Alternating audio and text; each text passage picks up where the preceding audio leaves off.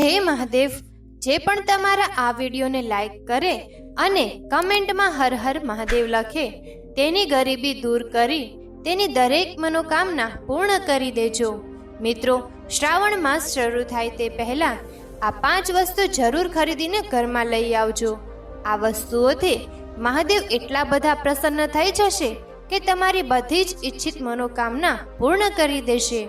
જેમ કે તમે ગરીબીથી પીડાઈ રહ્યા છો તો મહાદેવ તમારી ગરીબી હંમેશા માટે દૂર કરી દેશે અને તમને એક ધનવાન અને સંપત્તિવાન વ્યક્તિ બનાવી દેશે. મિત્રો, આ 5 વસ્તુ એટલી કિંમતી છે કે જેને મહાદેવને અતિ પ્રિય છે અને તમને તમારા ઘરની આજુબાજુથી આસાનીથી મળી જશે. મિત્રો, આ વસ્તુ વિશે જાણતા પહેલા હું સૌથી પહેલા તમને જણાવી દઉં કે શ્રાવણનો પવિત્ર મહિનો ક્યારે શરૂ થઈ રહ્યો છે. તો મિત્રો, 25 જુલાઈથી શ્રાવણ માસની શરૂઆત થઈ જશે અને 23 ઓગસ્ટે શ્રાવણ મહિનો પૂરો થઈ જશે. અને આ મહિનામાં કેટલા સોમવાર આવશે કેટલાક લોકોને તે પણ ખબર નથી. તો આપણે શ્રાવણ સોમવાર વિશેની માહિતી પણ આગળ આ વિડીયોમાં જાણીશું. આમ તો શ્રાવણ માસમાં સોમવાર હંમેશા 4 જ હોય છે, પણ ક્યારેક 5 પણ હોય છે. પણ 2025ના શ્રાવણ માસમાં 4 જ સોમવાર આવશે. તમને વિડીયોના અંતમાં વિગતે તેની માહિતી જણાવશું, કારણ કે તે જાણવા ખૂબ જ જરૂરી છે. કારણ કે આ વખતે જે શ્રાવણ માસમાં દુર્લભ સંયોગ બની રહ્યો છે, લગભગ 350 વર્ષ પછી આવો યુગ આવ્યો છે. એટલા માટે આ શ્રાવણ માસ અને શ્રાવણ સોમવાર અતિ મહત્વના છે. તો ચાલો સૌથી પહેલા જાણી લઈએ કે શ્રાવણ મહિનો શરૂ થાય તે પહેલા કઈ વસ્તુઓ તમારે અગાઉથી ઘરમાં લાવી રાખવાની છે, જેથી મહાદેવની વિશેષ કૃપા તમને મળે. મિત્રો, આ વસ્તુ વિશે જાણતા પહેલા જો તમે હજી સુધી અમારા આ વિડીયોને લાઈક ન કર્યો હોય તો જરૂર કરી દેજો અને કમેન્ટ બોક્સમાં જોરથી બોલીને લખી દેજો હર હર મહાદેવ. તો મિત્રો, સૌથી પહેલી મહત્વની વસ્તુ છે તમારા ઘરમાં હોવી જ જોઈએ એ છે ગંગાજળ. ગંગાજળ શ્રાવણ મહિનામાં ઘરમાં હોવું ખૂબ જ જરૂરી છે, કારણ કે ગંગાજળ વગર પૂજા પૂર્ણ મનાતી નથી. તો તમે ગંગાજળ પહેલેથી જ મંગાવીને રાખી લેજો અને જો તમારા ઘરમાં પહેલેથી જ છે તો અતિ ઉત્તમ છે. તમારા ઘરમાં ગંગાજળ જરૂર રાખો, ખૂબ જ જરૂરી છે. ક્યારેક કોઈ દિવસે ગંગાજળ ઘરમાં હશે તો આખું પરિવાર ગંગાજળમાં થોડું સામાન્ય પાણીમાં ભેળવીને અભિષેક કરી શકો છો. તો તમે ગંગાજળ જરૂર મંગાવી લો. ચાલો હવે બીજી વસ્તુ પણ જાણી લઈએ. બીજી વસ્તુ એ છે કે જો તમારા ઘરમાં ભગવાન શિવજીની કોઈ તસવીર કે પ્રતિમા નથી તો તમે બજારમાંથી જરૂર પહેલેથી જ ખરીદી લેજો. જો તમે બજારમાંથી ન ખરીદતા હોવ તો નજીકના મંદિરમાંથી લઈ લેજો, તો તે વધુ ઉત્તમ રહેશે. અને સાથે જ તમે એક નાની શિવલિંગ પણ જરૂર ખરીદી લેજો, કારણ કે શ્રાવણ માસમાં તેની પૂજા કરવી અતિ પુણ્યદાયક માનવામાં આવે છે. એવું કહેવામાં આવે છે કે આખા શ્રાવણ મહિનામાં જો તમે શિવલિંગ પર અભિષેક કરો છો, અભિષેક ભલે તમે પછી દૂધથી કરો કે ગંગાજળમાં થોડું સામાન્ય પાણી ભેળવીને કરો કે પછી પંચામૃત અથવા તો સામાન્ય પાણીથી પણ કરો, આ બધી જ રીતથી મહાદેવ અત્યંત પ્રસન્ન થાય છે અને તમને હંમેશા સુખ સમૃદ્ધિના આશીર્વાદ આપે છે. નંબર 3, શ્રાવણ મહિનો શરૂ થાય તે પહેલા તમે આ એક વસ્તુ ખરીદવાનું તો ભૂલતા જ નહીં, કારણ કે તે ખૂબ જ જરૂરી છે. ખાસ કરીને એવા ભક્તો માટે જે શ્રાવણ મહિનો પાળે છે, જે છે તાંબાનો લોટો. તાંબાનો લોટો તમે પહેલેથી જરૂર ખરીદી લેજો. જો તમારા ઘરમાં પહેલેથી જ છે તો ન ખરીદો, તમે એનો જ ઉપયોગ કરી શકો છો અને તેને સારી રીતે સાફ કરીને પહેલેથી તૈયાર રાખો. તાંબાની સાથે પિત્તળનો લોટો પણ તમે ખરીદી શકો છો. જો તમે નથી લઈ શકતા તો તમે તાંબાના લોટાથી પણ પૂજા કરી શકો છો, કારણ કે તમને જણાવી દઈએ, તાંબાથી શિવજીને માત્ર જળ જ ચડાવી શકાય છે, પણ તેમાં કોઈ મીઠી વસ્તુ નાખીને કે દૂધ નાખીને અભિષેક ન કરી શકાય. પણ કેટલીક જગ્યાએ લોકો એમ પણ કરે છે. એવું માનવામાં આવે છે કે તેમાં તમે જેમ કે ખાંડ વગેરે નાખો છો તો એ મદિરા સમાન થઈ જાય છે. દૂધ પણ કેટલાક લોકો નાખે છે તે દૂધ શુદ્ધ ગણાતું નથી. એટલા માટે બની શકે તો તાંબાના કળશનો ઉપયોગ ન કરો તો ઉત્તમ છે. નંબર 4, ખાસ કરીને મહિલાઓ માટે છે, કારણ કે શ્રાવણનો મહિનો હરિયાળીનું પ્રતીક માનવામાં આવે છે. તો લીલો રંગ કેટલો મહત્વપૂર્ણ છે એ તો તમે જાણો જ છો કે લીલો રંગ મનમાં આનંદ અને ખુશહાલીનું રૂપ છે. કહેવામાં આવે છે કે લીલો રંગ મહાદેવને અતિ પ્રિય છે અને જો કોઈ વ્યક્તિ આખા શ્રાવણ માસમાં લીલા રંગના વસ્ત્રો પહેરે છે તો મહાદેવ તેનાથી ખૂબ જ પ્રસન્ન થાય છે. તો હવે તમે સમજી જ ગયા હશો કે લીલા રંગની આપણે કઈ વાત કરી રહ્યા છીએ. આમ તો દરેક રંગ મહાદેવ માટે માન્ય માનવામાં આવે છે, પરંતુ રંગીન કપડાં, સાડી અને ચુંદડી પ્રિન્ટ શ્રાવણ માસમાં લીલા અને ગુલાબી રંગની હોય તો ઉત્તમ ગણવામાં આવે છે. વાદળી અને પીળા રંગની ચુંદડીનું શ્રાવણ માસમાં ખૂબ વધુ મહત્વ છે. તો તમે અગાઉથી આ વસ્તુ જો ન હોય તો મંગાવી લો, નહીં તો ઘરમાં જો કોઈ હોય તો હાથ પર લઈ રાખો.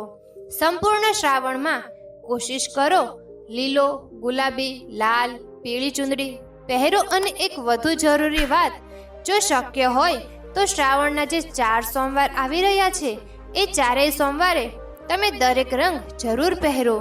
જો આખો મહિનો શક્ય નથી તો તમે સોમવારે પણ પહેરી શકો છો. કેટલાક લોકો આખો મહિનો નથી પહેરી શકતા તો તેમના માટે પણ જણાવી દઈએ કે જો આખો મહિનો તમે લીલા રંગના કપડાં નથી પહેરી શકતા, પીળા રંગના કપડાં નથી પહેરી શકતા, તો એ 4 સોમવાર જે મહાદેવ માટે મહત્વના માનવામાં આવે છે તો એ 4 સોમવારે પણ તમે લીલા રંગના કપડાં પહેરી શકો છો અને આ કપડાં પહેરીને જ પૂજા કરો. જો તમારી પાસે બધા રંગના કપડાં નથી તો તમે પહેલેથી જ સીવડાવી લો. અને એક વધુ જરૂરી વાત ભક્તો, જો તમારા ઘરમાં કોઈ માંસાહારી વસ્તુનું સેવન કરે છે તો તમે શ્રાવણ મહિનો શરૂ થાય તે પહેલા એક વસ્તુ પહેલેથી જ ખરીદી લો. જો તમારા ઘરમાં 2 ચૂલા એટલે કે ગેસ વગેરે નથી અને એક જ ગેસ છે અને તેના પર જ માંસાહાર બનાવાય છે તો તમે એવું ના કરો, કારણ કે શ્રાવણ મહિનો આખા વર્ષમાં એક જ વાર આવે છે. તો ભક્તો, તમે એક અલગ ચૂલો જરૂર ખરીદી લો અને તેના પર શુદ્ધ સાત્વિક ભોજન, ફરાળ, ભગવાન શિવનો થાળ વગેરે ખોરાક તમે એ નવા ચૂલા પર બનાવો, કારણ કે વ્રતવાળા લોકોએ તેમનો ખોરાક એ ચૂલા પર ન બનાવવો જોઈએ જેના પર માંસાહાર બને છે. તો તમે એક નાનો ચૂલો અથવા તો ઓવન પહેલેથી જ ખરીદી શકો છો, તમારા માટે ઉત્તમ રહેશે.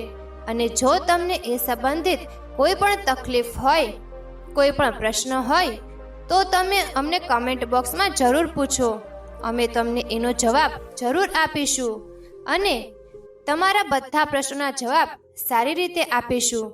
તો ભક્તો, તમારે કોઈ પણ વાતની ચિંતા કરવાની જરૂર નથી, કારણ કે અમે તમારા માટે એટલી જ્ઞાનવર્ધક માહિતી ભેગી કરી રહ્યા છીએ તો એટલું તો અમારી પણ ફરજ બને છે કે અમે તમારા પ્રશ્નોના જવાબ આપીએ. બંને ચૂલા પર અલગ અલગ વસ્તુઓ બનાવવી જોઈએ, આ વાતનું તમે ધ્યાન રાખજો. અને સાથે જ અલગ વાસણ પર રાખો, અલગ ચૂલો રાખો તો વધારે સારું થશે.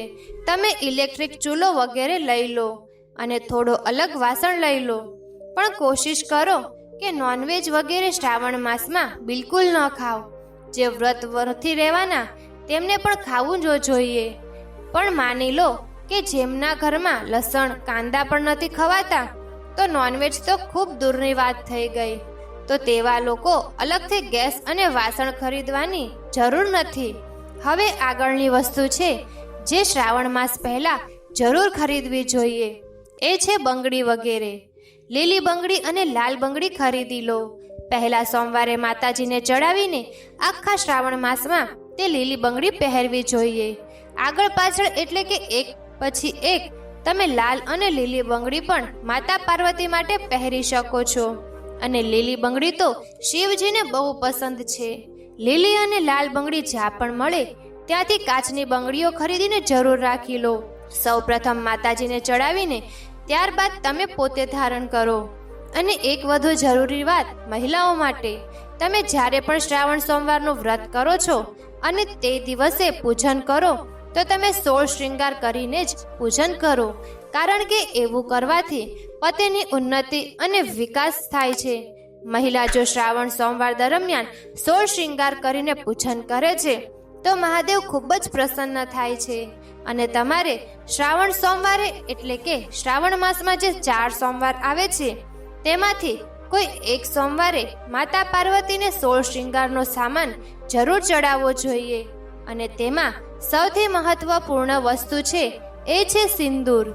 સિંદૂર તમે પાર્વતી માને જરૂર ચડાવો, કારણ કે પાર્વતી માતા તમારા સુહાગની રક્ષા કરશે અને હંમેશા તમારા સુહાગ પર પોતાની કૃપા વરસાવશે. શ્રાવણ આવતા પહેલા તમે ભગવાન શિવ માટે ચંદન કે રોલી જરૂર ખરીદો. લાલ ચંદન પણ લઈ શકો છો. પૂજાની દુકાન પર તમને તમામ પ્રકારની વસ્તુઓ મળી જશે. શ્રાવણ માસની પૂજા સંબંધિત વસ્તુઓ પણ અમે તમને જણાવી દઈએ છીએ કે કઈ કઈ વસ્તુ શ્રાવણના મહિનામાં પૂજા કરવા માટે જરૂરી છે. તો ચાલો એ નાની નાની વસ્તુઓ પણ જાણી લઈએ, કારણ કે આપણે ઘણીવાર ભૂલી જઈએ છીએ કે શું ખરીદવું અને શું નહીં. જો આપણે પહેલેથી જ આવી વસ્તુઓ ખરીદીને રાખી લઈએ તો આપણને પૂજા કરવામાં કોઈ પણ વિઘ્ન નથી આવતું અને પૂજા ખૂબ સરળતાથી સફળ થાય છે. કેટલીક વસ્તુઓ હોય છે જે તમારે પહેલેથી જ ખરીદી રાખવી જોઈએ. કેટલીક વસ્તુ એવી હોય છે જે તમારે તાજી જ ખરીદવી પડે છે, જેમ કે દૂધ, દહીં. એ તો તમારે એ જ દિવસે ખરીદવું પડે છે. પણ અમે તમને એવી વસ્તુઓ જણાવી દઈએ જે તમારે પહેલેથી જ ખરીદવાની છે, જેમ કે મધ. મધ ભક્તો તમારે પહેલેથી જ ખરીદીને રાખી લેવું જોઈએ, કારણ કે મધ ભગવાન શિવ માટે અતિ ઉત્તમ માનવામાં આવે છે. તેમની પૂજા દરમિયાન મધનો ઉપયોગ જરૂરથી થાય છે. અને ખાંડ પણ તમારે પહેલેથી જ ખરીદી લેવી જોઈએ. તેના પછી છે ચોખા. ચોખા તમારે પહેલેથી જ ખરીદી લેવાના છે. અને ત્યારબાદ તમારે દીવો છે, માટીનો જે દીવો હોય છે એ પહેલેથી જ ખરીદીને રાખી લેવાનો છે. અને એક વધુ જરૂરી વસ્તુ છે એ છે નાડા છેડી. સફેદ કલરની નાડા છેડી, જેને જનોઈ પણ કહેવામાં આવે છે, જે માત્ર ભગવાન શિવને વસ્ત્ર રૂપે અર્પણ કરવામાં આવે છે. સાથે જ મિત્રો, શ્રાવણમાં શિવલિંગને પંચામૃતથી અભિષેક કરવાથી સમગ્ર જીવનમાં સંતુલન, સમૃદ્ધિ અને ભગવાન શિવની કૃપા પ્રાપ્ત થાય છે. તેમજ બ્રહ્મા, વિષ્ણુ, મહેશના આશીર્વાદ પણ વ્રત રાખનારા સ્ત્રી પુરુષને પ્રાપ્ત થાય છે. એટલે પંચામૃતથી અભિષેક કરવો શ્રેષ્ઠ માનવામાં આવે છે. તો મિત્રો, શ્રાવણ માસ શરૂ થાય તે પહેલા પંચામૃતની સામગ્રી અગાઉથી જરૂર ખરીદીને લેજો. સાથે જ મિત્રો, શ્રાવણ માસના પ્રથમ દિવસે શિવલિંગ પર શેરડીનો રસ જરૂર અર્પણ કરવો. આ મીઠાશ અને સૌભાગ્યનું પ્રતીક છે. શિવલિંગ પર શેરડીનો રસ અર્પણ કરવાથી લક્ષ્મીજીની કૃપા મળે છે, કારણ કે માતા લક્ષ્મી શેરડીને ખૂબ જ પ્રિય માને છે. જે ભક્ત શ્રાવણ માસના પ્રથમ દિવસે શિવલિંગ પર શેરડીનો રસ ચડાવે છે તેને માતા લક્ષ્મી સાથે ભગવાન કુબેર દેવતાનો પણ આશીર્વાદ મળે છે અને ઘરમાં ક્યારેય ધન અને લક્ષ્મીની કમી રહેતી નથી. હંમેશા ઘર ધન સમૃદ્ધિથી ભરેલું રહે છે. શેરડીનો રસ શિવલિંગ પર ચડાવવાથી હૃદયની સ્થિતિમાં સુધારો થાય છે, વ્યવસાયમાં લાભ થાય છે અને ધનમાં વધારો થાય છે. મિત્રો, હવે અમે તમને છેલ્લી એક એવી વસ્તુ વિશે જણાવવા જઈ રહ્યા છીએ જે શ્રાવણ માસ શરૂ થાય તે પહેલા ઘરમાં જરૂર લાવી રાખજો. તો મિત્રો, એ વસ્તુ છે કાળા તલ. કાળા તલ શિવલિંગ પર ચડાવવામાં આવે તો તમારા જન્મો જન્મના પાપો હંમેશા માટે નષ્ટ થઈ જાય છે. સાથે જ કાળા તલથી શિવલિંગ પર અભિષેક કરવાથી પાછલા જન્મના પાપો પણ નાશ પામે છે.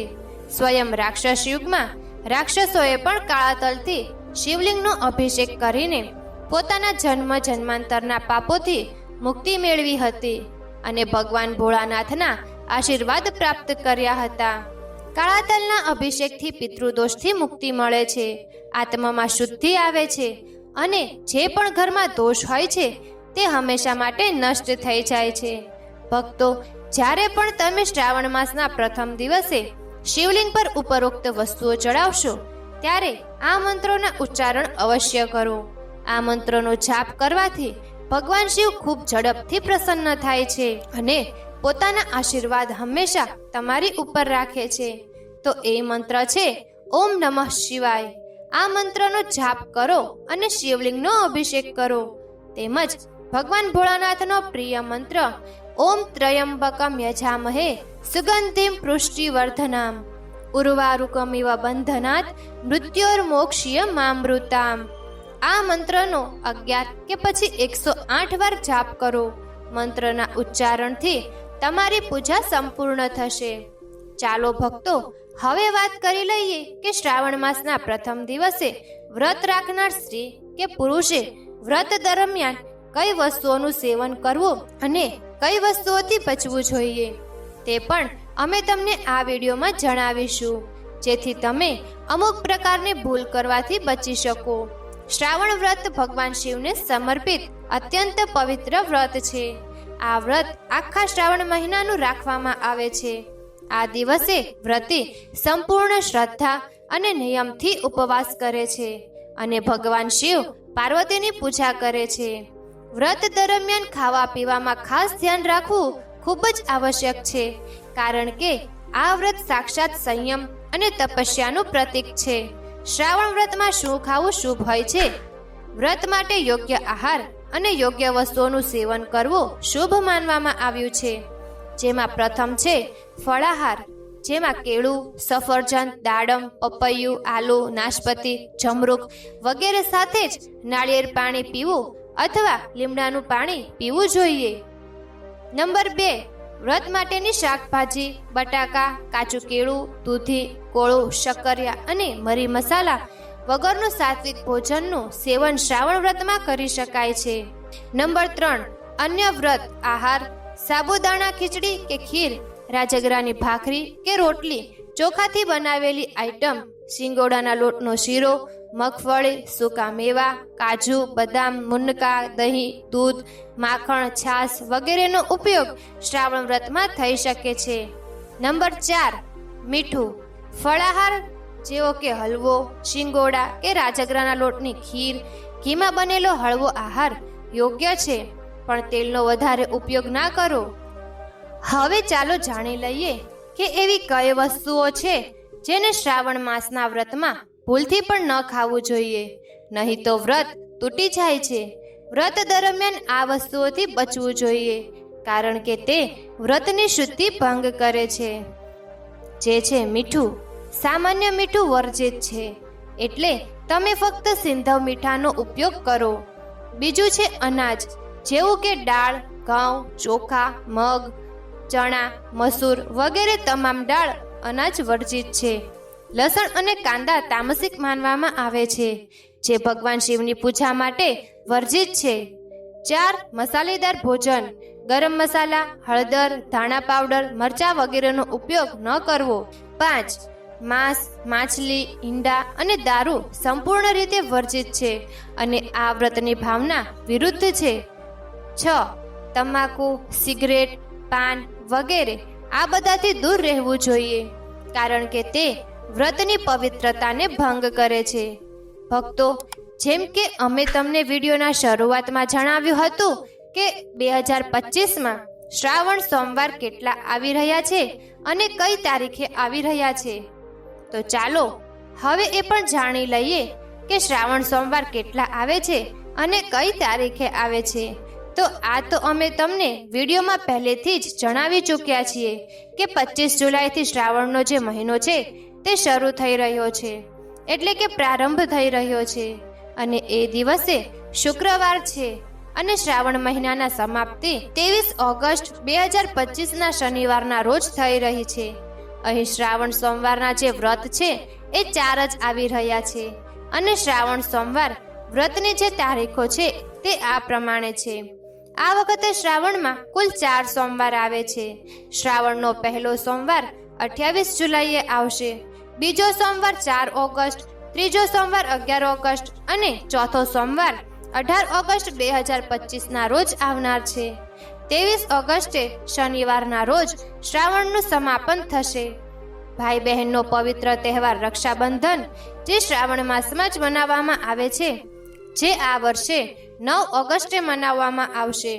તો મિત્રો, આ હતી શ્રાવણ સોમવારની માહિતી. ભક્તો, વિડીયોના અંતમાં હવે અમે તમને શ્રાવણ મહિનામાં કરવામાં આવતો એક એવો ઉપાય જણાવી દઈએ કે જો તમે તેને કરી લો છો તો સમજી લો કે તમે 33 કરોડ દેવી દેવતાઓને પ્રસન્ન કરી લીધા.